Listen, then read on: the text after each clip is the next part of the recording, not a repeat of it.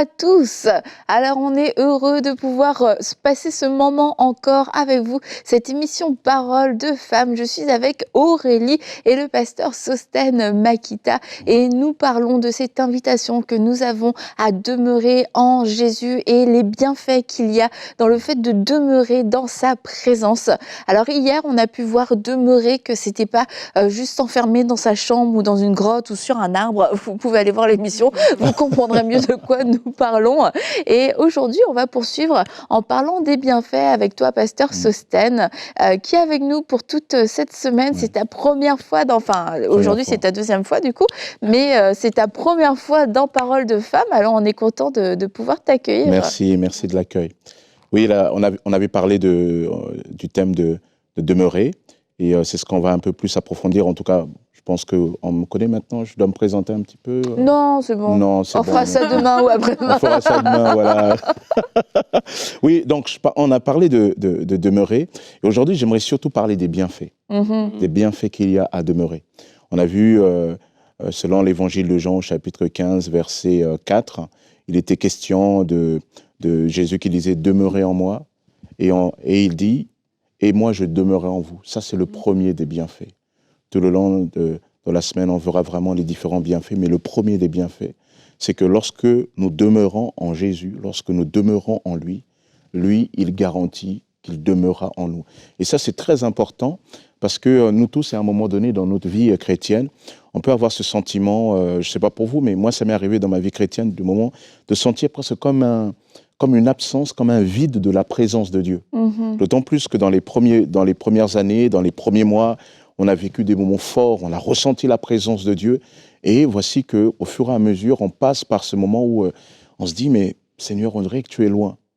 Et là, le Seigneur nous dit, non, en fait, moi, je ne suis pas loin. La question, ce n'est pas de savoir où est-ce que je suis, parce que c'est ça qui va souvent venir à notre esprit. Seigneur, où est-ce que tu es, etc. Dieu dit non. La Bible nous dit que si toi, tu demeures en Dieu, Dieu demeure en toi. Et en fait, le plus important, ce n'est pas de dire, Seigneur, où es-tu? C'est plutôt de dire, est-ce que toi, tu demeures? Parce que si toi, tu es en Jésus, eh bien, par la foi, conformément à la parole de Dieu, tu peux être assuré que le Seigneur, lui, il est là. Et ça, c'est le premier bienfait que le Seigneur nous accorde, lui, de demeurer en nous. Et comment il demeure en nous? Et quand on pense à comment Dieu demeure en nous, alors automatiquement, on est obligé de parler du Saint-Esprit. Parce que Dieu demeure en nous, non pas physiquement. Jésus l'avait dit à ses disciples, il est avantageux que je monte vers le Père, car si je ne pars pas, vous ne pouvez pas recevoir l'Esprit Saint. Et l'Esprit Saint, il appelle le consolateur, l'avocat. L'avocat, c'est d'abord celui qui vient à côté d'eux, qui vient à côté de nous, qui veut être avec nous, qui nous défend, qui nous donne ce que nous avons besoin. Et ici, il y a un écho, il y a un rappel de l'œuvre de l'Esprit. Nous savons très bien quelle est l'œuvre du Père. Le Père, c'est Dieu pour nous, qui nous a tellement aimés. Le Fils, c'est Dieu parmi nous, qui vient mourir à la croix. Et souvent, l'Esprit, on ne sait pas toujours comment vraiment le situer. On sait que le Saint-Esprit nous transforme, on sait que le Saint-Esprit baptise, mais par rapport au plan global du salut, à quoi il sert l'Esprit? Et en fait, l'Esprit incarne la puissance de Dieu. Celui par qui le Père va faire ce qu'il veut nous accorder dans le Fils. On peut le dire autrement, le Saint-Esprit est celui qui rend concret le plan de Dieu. Le Père nous a tellement aimés qu'il a donné son Fils unique Jésus pour que nous puissions avoir la vie éternelle. Et la vie éternelle, on l'a vu, c'est connaître Dieu. Et donc, c'est le Saint-Esprit qui vient nous apporter cette connaissance de Dieu. C'est lui qui rend concret. Sans le Saint-Esprit, il n'y a rien de concret de Dieu en nous. C'est le Saint-Esprit qui vient. Et il vient comment? Il vient habiter en nous. Et ça, c'est extraordinaire parce qu'on se dit, mais comment un Dieu si grand, comment il peut habiter en nous? Je ne sais pas, moi j'ai eu à discuter avec certaines personnes qui pensaient différemment. Ils pensent même certains que quand le Saint-Esprit vient habiter en nous, c'est une partie, une dose de l'Esprit. Mais ce n'est pas ce que l'Écriture enseigne.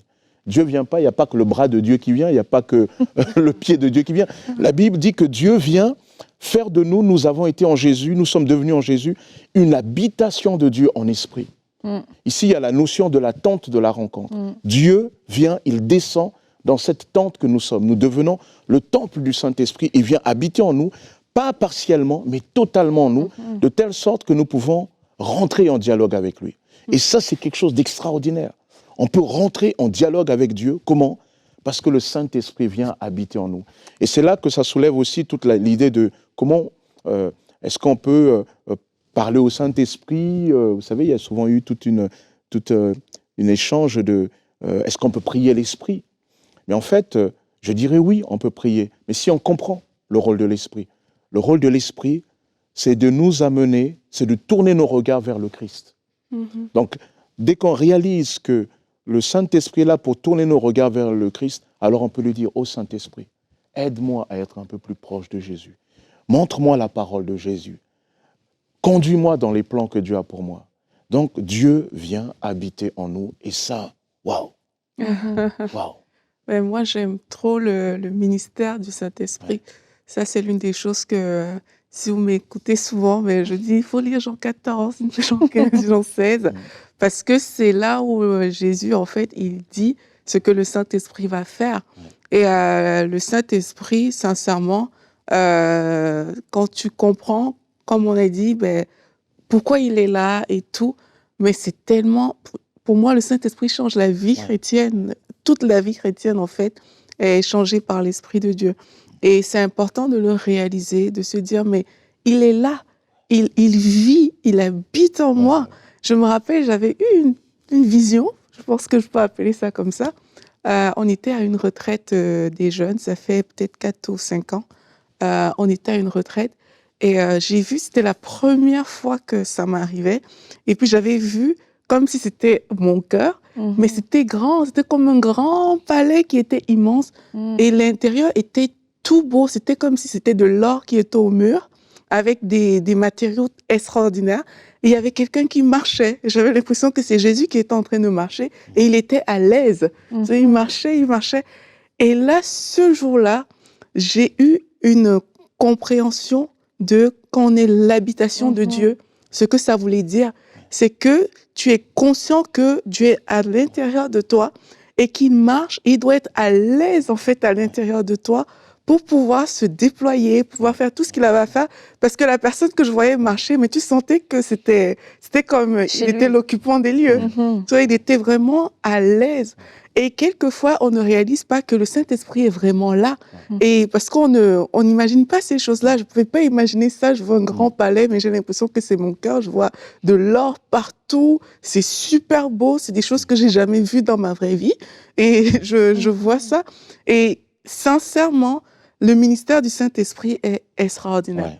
Le tout, c'est de se dire, tu es là, et de dire, Saint-Esprit, je veux que tu sois à l'aise à l'intérieur de moi, pour pouvoir faire ce que tu as à faire, pour pouvoir me montrer Jésus, pour pouvoir m'aider à demeurer avec le Père, pour pouvoir marcher en fait dans la direction que tu veux. Et pour moi, ça change toute la vie. Ça change ta vie de prière, ça change ta façon de faire dans ta maison, ça change toutes les dimensions de la vie lorsqu'on prend conscience que le Saint-Esprit est là et que si on lui laisse la place pour vivre, j'ai envie de dire ça comme ça, on s'est ouvert à des choses extraordinaires. En tout cas, ça me rappelle, je ne sais pas si vous vous souvenez, le pasteur Yang Guicheux, je crois qu'il avait écrit un livre qui s'appelle « Saint-Esprit, mon associé ». Il raconte souvent dans son parcours, dans sa vie, dans son ministère, qui a été vraiment un ministère extraordinaire, il dit que la chose qui a été vraiment déterminante, c'est quand il a compris cette place de l'esprit. Et il a compris à travers sa relation avec son épouse. Dans la culture coréenne dans laquelle il était, c'était une culture un peu... pour lui, voilà, la femme, elle est là à la maison et elle fait à manger et en gros, bon, dans son esprit, on s'arrêtait là, quoi. Et il a commencé à voir sa femme déprimée. Sa femme déprimée. Et lui, il ne comprenait pas, il a cru que c'était même le diable, hein, que c'est l'ennemi qui a attaqué. Il a pris sa femme, il a commencé à intercéder pour elle, allez, au nom de Jésus. Bon, ça allait un peu mieux, mais après, ça retombait. Il se dit, qu'est-ce qui se passe? Et en plus de ça, il va rencontrer la personne qu'il craignait le plus, c'est sa belle-mère. Parce qu'il faut savoir que la Yodo Full Gospel Church a été créée par Yang Guicheux et en fait sa belle-mère. Et donc, il disait, mais il y a plein de personnes que je pouvais craindre, mais la personne que je craignais le plus sur la terre à ce moment-là, c'était sa belle-mère, et sa belle-mère l'appelle. Et le remonte un peu les bretelles en disant, mais tu as épousé ma fille, elle déprime, qu'est-ce qui se passe? Alors lui, il rentre à la maison, il croit encore que c'est vraiment le diable, il prie, et il n'y a pas.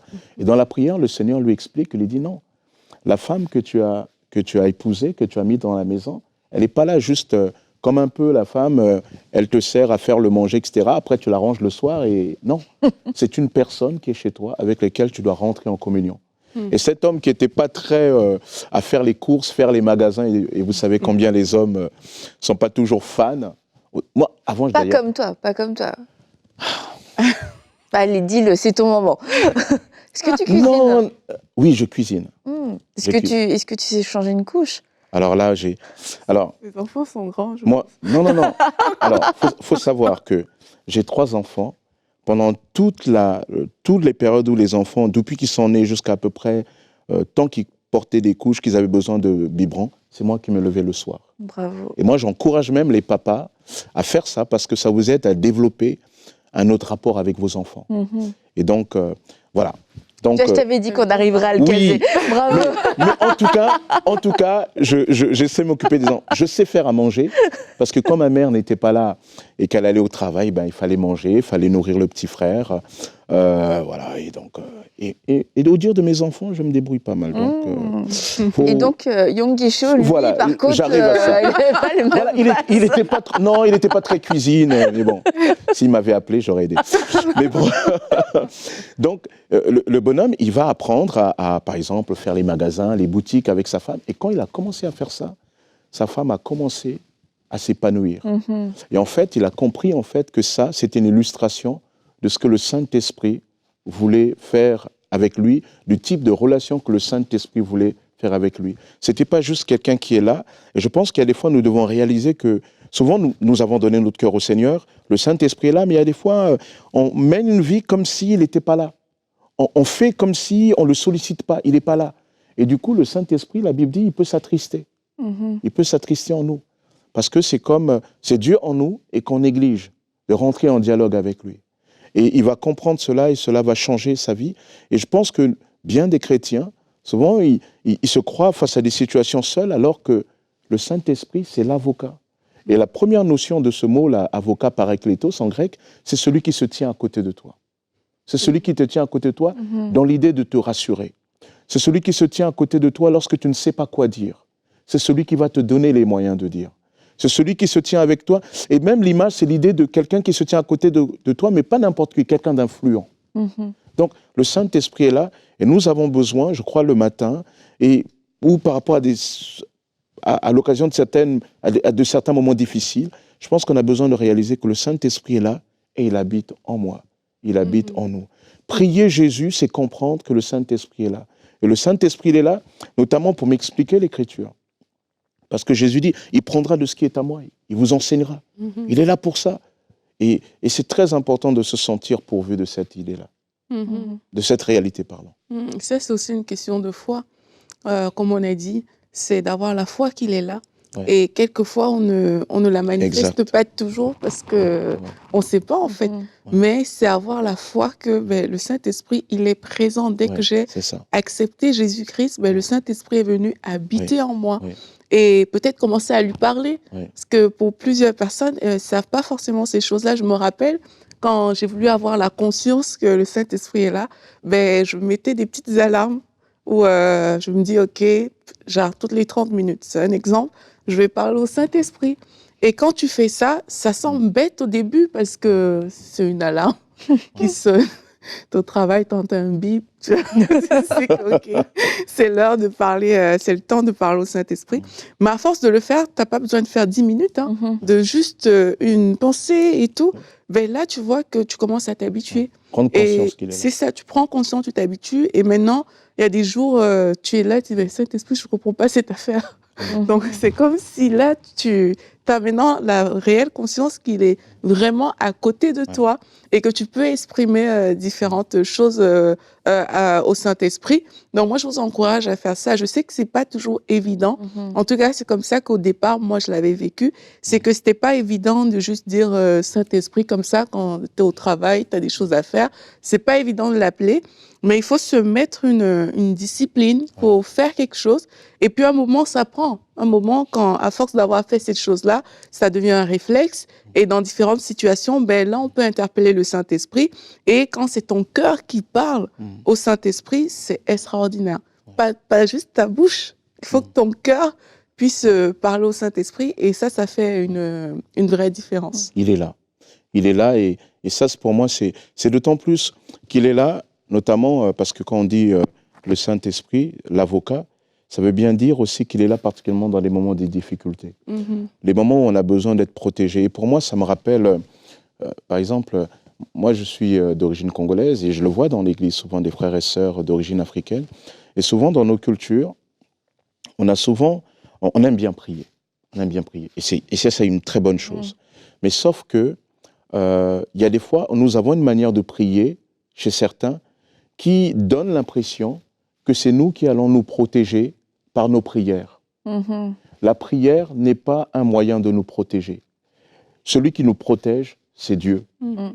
C'est celui qui est là. Et David va dire, quand je marche dans la vallée de l'ombre de la mort, je ne crains rien parce que toi, tu es avec moi.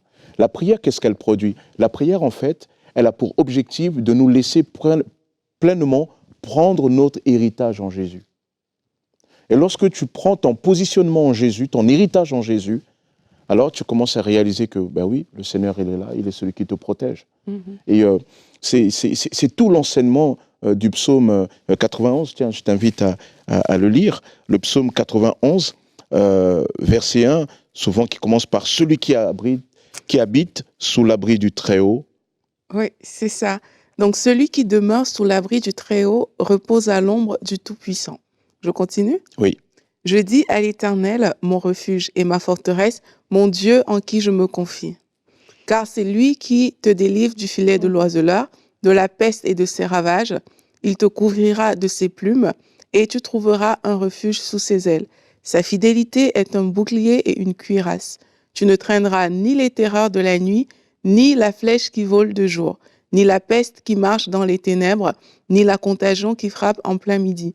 Que 1000 tombent à ton côté et 10 000 à ta droite, tu ne seras pas atteint. De tes yeux seulement tu regarderas et tu verras la rétribution des méchants, car tu es mon refuge, ô Éternel, tu fais du Très-Haut ta retraite. Aucun malheur ne t'arrivera, aucun fléau n'approchera de ta tente, car il ordonnera à ses anges de te garder dans toutes tes voies. Ils te porteront sur les mains, de peur que ton pied ne heurte contre une pierre. Tu marcheras sur le lion et sur l'aspic, tu fouleras le lionceau et le dragon. Puisqu'il m'aime, je le délivrerai, je le protégerai, puisqu'il connaît mon nom. Il m'invoquera et je lui répondrai. Je serai avec lui dans la détresse. Je le délivrerai et je le glorifierai. Je le rassasierai de longs jours et je lui ferai voir mon salut. Voilà. Wow. Ça, c'est pour celui qui demeure à l'abri du Très-Haut. Celui qui demeure à l'abri du Très-Haut rentre dans cette protection de Dieu. Cette protection, elle est là. On a souvent besoin de prendre conscience de cette protection. Cette protection a une dimension passive, c'est-à-dire elle est là. D'ailleurs, c'est le psaume 121 qui dit « Celui qui te garde ne dort ni ne sommeille ». Donc, il est là et Dieu nous garde, Dieu nous protège. Mais il y a aussi cette protection, une dimension aussi active où, lorsque je viens dans la présence de Dieu, eh ben, le Saint-Esprit vient aussi, il me fait prendre conscience qu'il est avec moi et il me permet aussi d'être un peu plus offensive face à l'adversité. Le Saint-Esprit, c'est Dieu qui demeure en nous. Et c'est très important, Aurélie, tu parlais tout à l'heure de la foi, parce que il y a des fois, on peut ne pas ressentir. Je ne sais pas pour vous, mais moi, quand j'étais jeune chrétien, j'aimais bien ressentir. Il y a une réunion, voilà, la présence de Dieu. Oh Seigneur, je sens ta présence. Alors souvent, il y a la louange, il y a la musique et tout ça. Ouais, je sens ta présence. Et il y a des moments, on ne ressent pas la présence, on se dit, mais Seigneur, tu n'es plus là. Et la Bible dit non. Ce que Dieu veut avant tout, c'est pas que tu le ressentes. Ce que Dieu veut avant tout, c'est que tu le crois.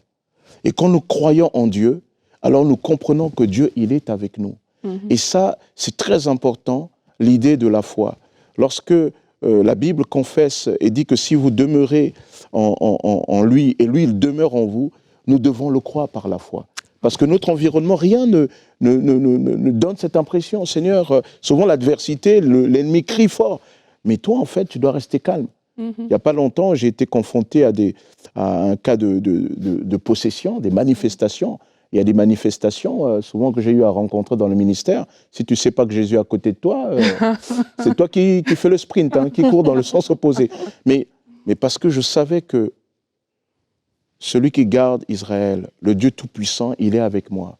et je ne laisse pas, et je ne crains pas. Et ça, c'est très important de comprendre que nous n'avons pas à créer notre protection. Notre protection est déjà acquise en Jésus.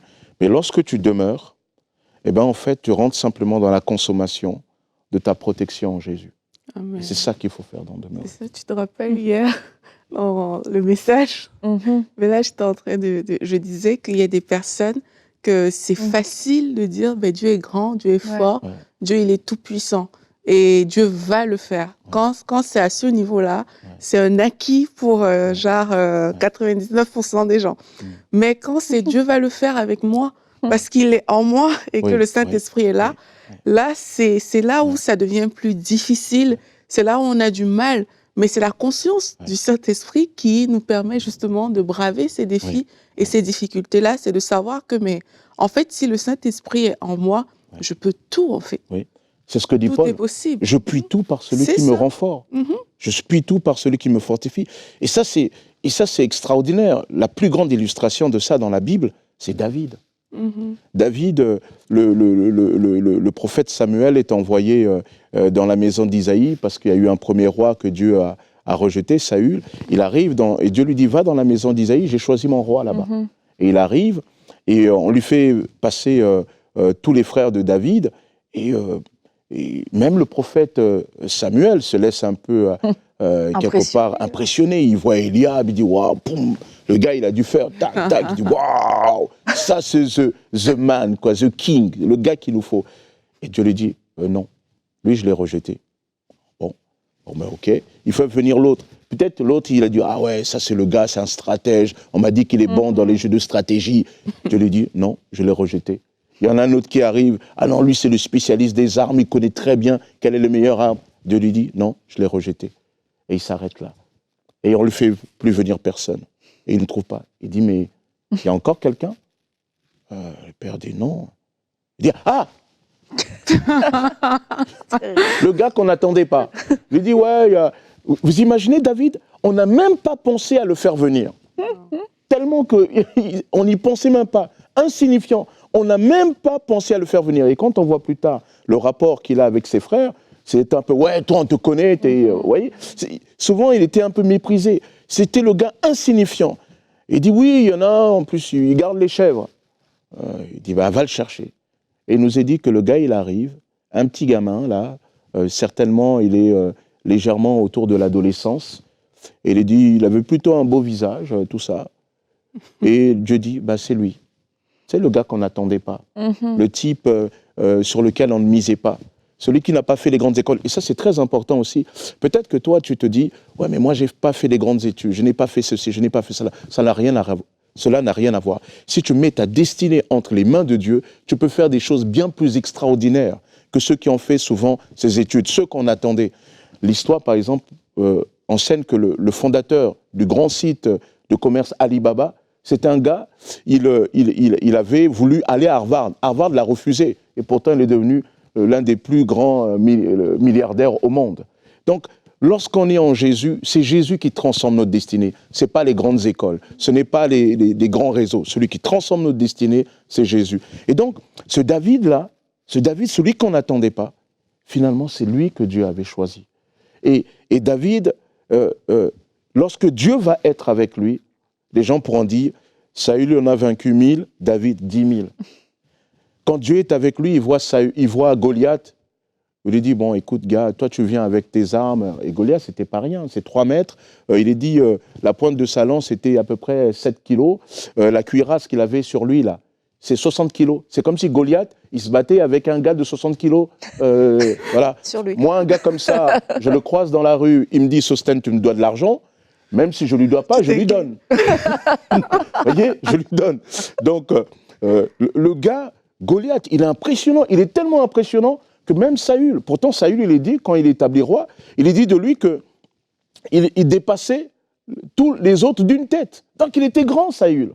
Et d'ailleurs, son armure était quand même assez lourde. David essaie de le revêtir, il n'y arrive pas. Eh bien, David, quand il voit ce gars-là, il dépose l'armure de Saül. Il va avec non pas les moyens des autres, mais avec les moyens de Dieu, les moyens que Dieu a mis en lui. Ça aussi, il y a un véritable enseignement là-dedans à tirer. Il dit, ouais, toi tu viens avec le javelot, tu te confies dans ça. mais moi je viens au nom de l'Éternel. Et parce que Dieu étant avec lui, David, il va terrasser Goliath. J'imagine que ce jour-là, où vous imaginez le spectacle, il y avait d'un côté Israël, il y avait d'un côté les Philistins. Les Philistins, ils voient David. Du côté des Philistins, ils rigolaient. Ils étaient là avec leur popcorn. Ouais, allez, vas-y, on va se marrer. Ils sont venus, peut-être, ils ont mis des sièges. Ouais, la série télévisée avec popcorn, quoi.